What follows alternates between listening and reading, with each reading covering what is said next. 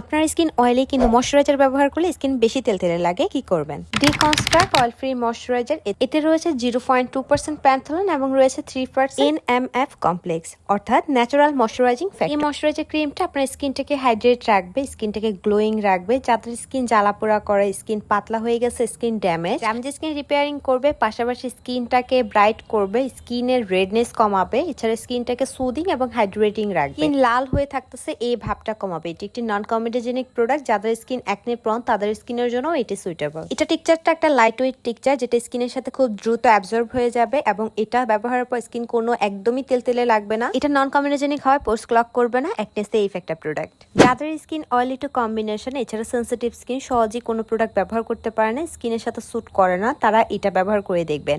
এছাড়া যাদের স্কিন জ্বালাপোড়া করতেছে, লাল হয়ে থাকতেছে, অয়েলি স্কিনের ব্যারিয়ার ড্যামেজ, তারা এটাকে ব্যবহার করবেন। কেননা এতে থাকা প্যান্থেনল আপনার স্কিনটাকে ডিপলি হাইড্রেট করবে এবং ডিপ ময়শ্চারাইজ রাখবে, আপনার স্কিনটাকে গ্লোয়িং রাখবে। এই ময়শ্চারাইজারের কোনো স্মেল নেই। সো যাদের স্কিন অ্যালার্জেটিক স্কিন, এছাড়াও যাদের স্কিনে ফাঙ্গাল অ্যাকনে প্রবলেম আছে, তারাও এটা ব্যবহার করতে পারবে। এটা ব্যবহার পর স্কিনটা একদম সফট, একটা হেলদি স্কিন হবে এবং স্কিনটা একটা ইনস্ট্যান্ট গ্লো করবে।